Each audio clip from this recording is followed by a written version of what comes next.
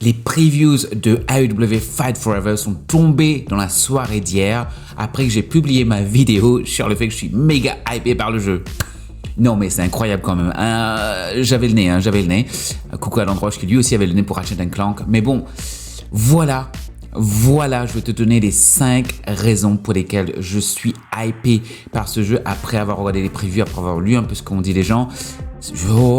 C'est exactement ce que j'espérais. Après, il y a quelques petits points qui m'aident quand même pour dire que bon, c'est pas non plus le jeu parfait qui arrive, mais ça sent bon. Ça sent très bon. Allez, on commence. En numéro 5, on a le fait que le jeu va être fun. Mais vraiment, ils ont publié une vidéo spéciale où ils montraient un peu les gens en train de jouer, des créateurs de contenu très connus aux États-Unis, plus les catcheurs de la AEW. Et c'est vraiment marrant à regarder parce qu'ils se mettent vraiment dans la peau, etc. Du moment. Ils jouent eux-mêmes au jeu, etc. C'est très cool. Mais en gros, tout ce blabla, toute cette mise en scène, c'est pour montrer que oui, c'est un jeu fun que tu peux prendre et jouer avec tes potes, même ceux qui n'ont jamais joué à des jeux vidéo ou même ceux qui n'ont jamais joué à des jeux de catch. C'est absolument parfait pour ça. C'est vraiment l'ambiance qu'ils ont essayé de mettre. C'est ça que je remarque dans cette vidéo particulièrement. C'est le fait qu'ils vendent vraiment le jeu sur tu peux le prendre, tu peux l'installer et tu peux jouer avec tes potes. Il n'y a pas de souci, mais vraiment pas de souci. Amuse-toi, c'est du fun, qui nous amène à la raison numéro 2. Clairement, je suis un gros connard parce que j'ai commencé avec raison 5 et là, c'est raison 2. En fait, ça devrait être raison 4. Tu as compris, c'est pas grave, c'est juste une petite erreur. Une erreur complètement conne, mais c'est comme ça, j'assume. Le gameplay arcade, tu le sais, je t'ai dit dans la vidéo précédente. Je te mets la vidéo en description, dans la barre de description et aussi dans la fenêtre de fin. Mais en gros, ce jeu se veut être un throwback aux années 90 quand les jeux de catch étaient fun, où c'était pas un jeu de simulation, genre tu vas piloter un avion quoi. C'est vraiment différent, ça se fait différent de jeux mainstream de catch qui est donc la WWE 2K. Ça se veut absolument être une alternative à ça, c'est-à-dire que dans ce jeu gameplay arcade, tu peux prendre la manette et tu peux juste presser les boutons et tu peux appuyer sur le bouton, je parle anglais, press the buttons. Tu peux appuyer les boutons et tu peux faire des moves vraiment cool. Mais c'est pas tout. En plus, dans ce jeu, il y a des mini-jeux, ils sont vraiment barrés. Il y a des explosions. Tu peux faire du skateboard autour du ring. Tu peux aller taper dans l'écran que tu vois en fond de scène. Tu peux vraiment faire beaucoup de choses. Et encore, ce sont que les previews du premier build, c'est-à-dire du early build. Donc, on n'a pas encore vraiment les versions finales de ce qu'on pourrait avoir. Il y a de l'embargo encore sur certains modes de jeu. Il y a des modes de jeu qui vont peut-être arriver plus tard. Bref, c'est vraiment fait pour le fun et le style arcade. Donc moi, ça me hype absolument. Raison numéro 3, ils font un focus quand même sur la coop parce qu'ils disent de jeu de baston, jeu de combat. Les gens sont souvent très intéressés de savoir est-ce qu'on peut jouer en ligne, est-ce que je peux me battre avec mes potes en ligne contre des randoms en ligne, est-ce que c'est compétitif? Parce qu'il faut savoir que maintenant en 2023, les jeux de combat, quels qu'ils soient, ils essayent quand même d'entrer un peu dans cette scène, on va dire pas e-sport, mais on va dire à peu près de compétition, où ils espèrent que ça va prendre le feu, que ça va être viral, que les gens vont se mettre à jouer en ligne, faire des compétitions entre eux, faire des vidéos entre eux, ce genre de choses.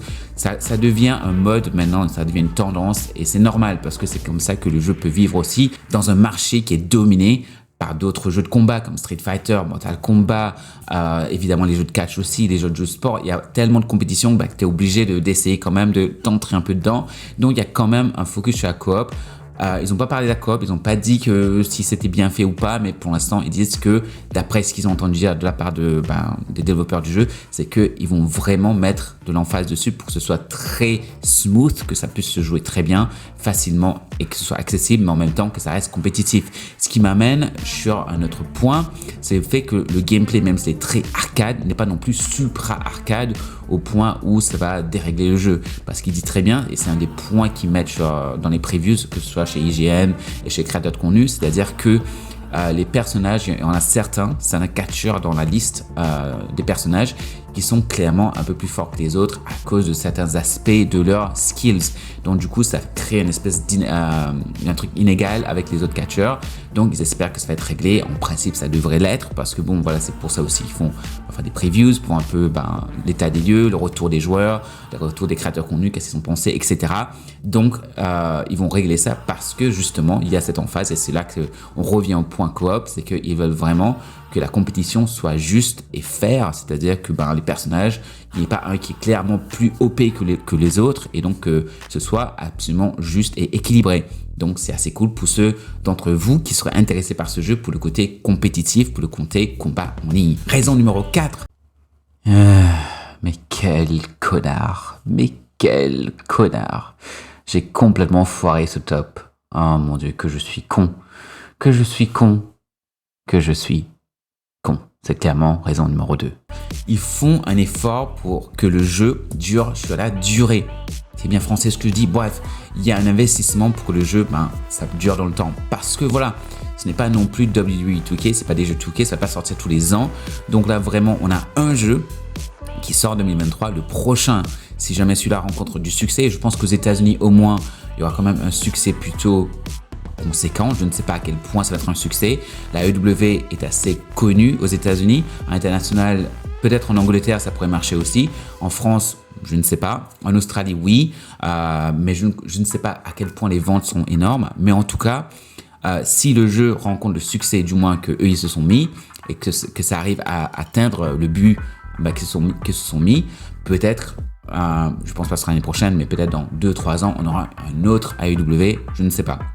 Mais là, pour le coup, parce que justement, ça va être un jeu annuel, là, ils vont investir dans un Season Pass et ils prédisent et ils disent qu'ils espèrent, du moins ils vont bosser dessus, de mettre à jour le jeu dans les semaines, dans les mois à venir.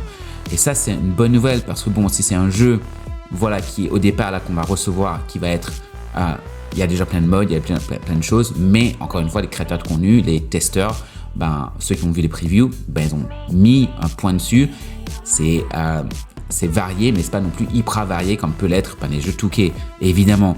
Donc ce qu'ils espèrent, c'est que vraiment il y aura des mises à jour, des nouvelles arènes, des nouveaux personnages et des nouveaux modes de jeu, etc. Ils espèrent que ça va être beaucoup plus étendu sur les mois à venir. Tant que la clé, c'est que c'est fun, que c'est arcade et qu'il y a vraiment cette emphase qui vont investir dedans, ça me laisse un peu d'espoir. Mais bon, on ne sait jamais avec ces choses-là. Si le jeu se mange un flop monumental, je peux te dire que les mises à jour, je ne sais pas s'il y en aura un. On pense notamment à d'autres jeux qui ont connu des gros flops après leur sortie, qui finalement sont morts quasiment très très vite après, même s'ils avaient prévu de faire beaucoup de mises à jour. C'est comme ça. Donc moi j'espère que ça ne va pas se manger en flop, parce que moi j'aime la compétition et j'espère que ça va marcher. Ce qui nous amène à la raison numéro 1 d'être excité, d'être hypé pour ce jeu d'après les previews. Ils ont parlé justement de la création de personnages et de le mode histoire. Alors le mode histoire, évidemment, attention, c'est pas un RPG, c'est pas un jeu action-aventure, ne vous attendez pas du tout à un mode histoire hyper écrit, hyper détaillé. Moi, tout ce que j'espère du mode histoire, c'est que c'est écrit, qu'il y a des bons retournements de situation, que c'est très catch, que je retrouve ce que j'aime dans le catch dans ce mode histoire, que c'est pas juste générique, basique, comme peut l'être très souvent dans 2K, WWE, 2K, très souvent les scénarios sont assez basiques de ouf. Alors là, j'espère que pour celui-là, ça va pas être le cas, et j'espère qu'il y aura un petit côté edgy aussi, parce qu'eux peuvent se le permettre un peu, vu que leurs produits qu'ils diffusent à la télé, c'est quand même assez edgy dans le sens qu'ils disent des jurons, c'est violent, ils peuvent aller dans un côté plus mature, alors que la WWE, c'est pas mature, c'est le rating de la WWE, c'est grand public, donc pour les enfants et les vieux, etc., c'est un public très large, alors que pour la AEW, c'est plus pour les 15 ans plus, tu vois, c'est vraiment pour un public jeune adulte. Donc j'espère que ça va se refléter dans le mode histoire. Ils n'ont pas précisé exactement comment se passait le mode histoire.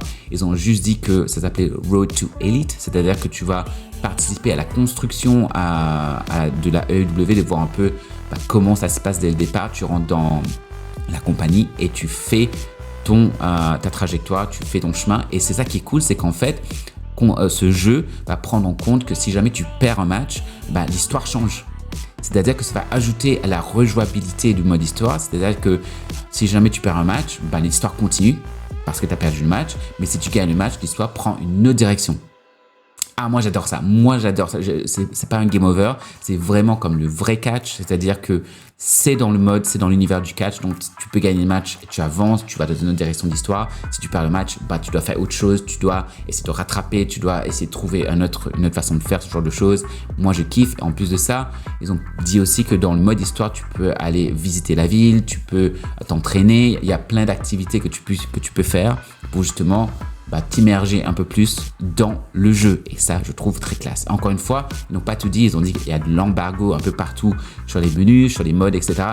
On entend plus parler dans les semaines à venir avant la sortie du jeu. Mais moi, je te dis, ces 5 raisons me donnent très, très envie de jouer au jeu. J'ai hâte d'y jouer. Tu le sais, je t'ai fait la vidéo hier. Je suis hypé comme jamais. Pour moi, ce mois de juin est juste phénoménal. Déjà, on aura Final Fantasy XVI. Moi, j'ai hâte pour Final Fantasy XVI. Ça a l'air trop bien. Malgré que Clive soit moche, c'est bon. C'est pas grave. Je sens que le jeu va être quand même très cool. Et ensuite, il y a Story of Seasons que j'attends et Wonderful Life qui est complètement à l'opposé d'un Final Fantasy XVI. C'est un RPG mais complètement différent.